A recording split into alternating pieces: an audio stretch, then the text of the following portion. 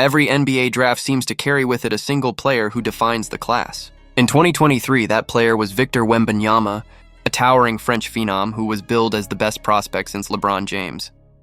2 years later, in 2025, the spotlight has already shifted to Cooper Flagg, another can't-miss prospect expected to change the trajectory of whichever franchise lands him. But sandwiched between those two generational names was the 2024 NBA Draft, a draft that analysts widely labeled the weakest since 2013. And just like in 2013, when Anthony Bennett went first overall and quickly flamed out of the league, the top of the 2024 board was filled with uncertainty, risk, and doubt. Still, history has taught us that even in so-called weak draft classes, greatness can emerge. In 2013, Giannis Antetokounmpo slid all the way to the middle of the first round, written off by most teams as a raw international project. Years later, he became a two-time MVP and an NBA champion, a player who completely transformed the league. And in 2024, while the conversation wasn't about an obscure European prospect, there was another young player sitting outside the top 10 who looked destined to follow a similar path. His name was Matas Buzelis. Buzelis wasn't some mystery talent nobody had heard of. In fact, only a couple of years earlier, he was regarded as the best player in his draft class. He had the frame, the skill set, and the pedigree. But as draft night unfolded, 10 teams looked elsewhere, and the Chicago Bulls were the franchise bold enough to take him with the 11th pick. Today, those 10 teams are already beginning to wonder if they made a mistake. The story of Buzelis begins long before he ever wore a Bulls jersey. Basketball wasn't just an option for him, it was a family tradition. His father was a professional player in Lithuania's top league, his mother a standout talent for the Lithuanian national youth team.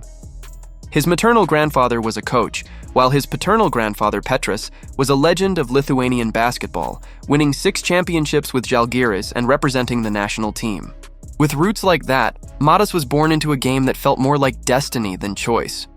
Yet the irony is that Buzelis didn't immediately love basketball. Born and raised in Chicago after his family immigrated to the United States, he initially pursued other sports.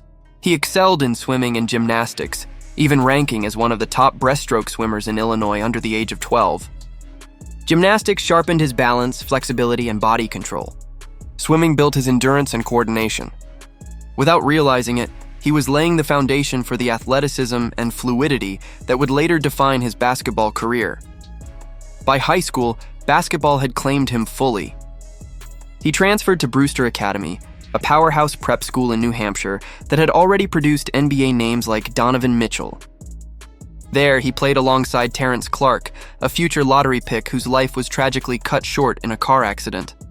Together, they formed a dynamic duo, and it was here that Buzelis began to blossom. His junior season saw him average double-digit points, pull down rebounds, block shots, and lead his program to championships. As a senior, he upped the ante, shooting efficiently from both the field and the perimeter, winning Gatorade Player of the Year in multiple states, and even outshining Cooper Flagg in a much-hyped matchup.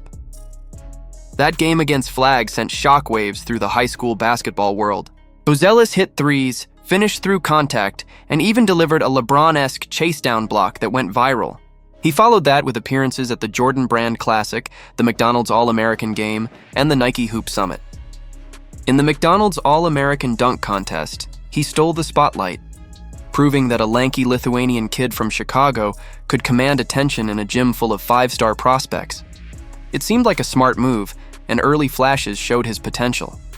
He debuted against Australia's Perth Wildcats, dropping double figures in both games. In his hometown of Chicago, he scored 24 points and grabbed 13 rebounds against the Windy City Bulls with scouts watching closely. But as the season wore on, the flaws of the Ignite program began to show. The team was historically bad, finishing 234, losing 32 straight games. Scouts began questioning whether Ignite was hurting more prospects than it was helping. Former Ignite stars like Jalen Green and Jonathan Kuminga hadn't yet lived up to their billing. And now Buzelis and teammate Ron Holland were stuck shouldering the blame for a team that couldn't win.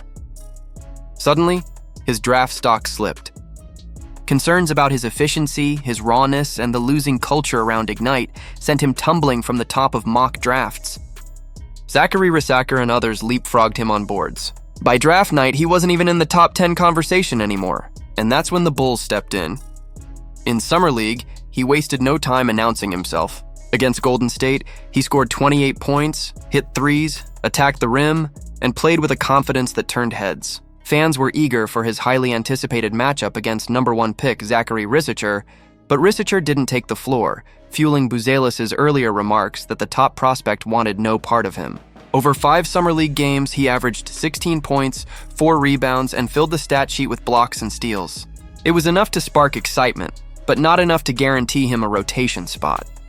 He began his rookie season spending time in the G League again, but that didn't last. Within 2 games, his dominance, 20-plus points, double-digit rebounds, and shot blocking, proved he was far above that level. The Bulls called him back, but Coach Billy Donovan hesitated, favoring veterans like Patrick Williams. For months, Buzelis came off the bench, averaging modest numbers while fans grew restless. A local lottery pick was being underutilized. And even Buzelis voiced his frustration publicly, questioning how he was supposed to improve without playing real NBA minutes. It wasn't until the Bulls traded away DeMar DeRozan and Zach LaVine that the door finally opened. Buzelis stepped into a starting role, and immediately, everything changed. His averages jumped to over 13 points per game, shooting efficiently from the floor, knocking down threes, rebounding, defending, and showing flashes of stardom. Against the Lakers at Crypto.com Arena, he scored 31 points on 12 of 18 shooting, drilling 5 threes and blocking shots in a win that stunned fans and silenced critics.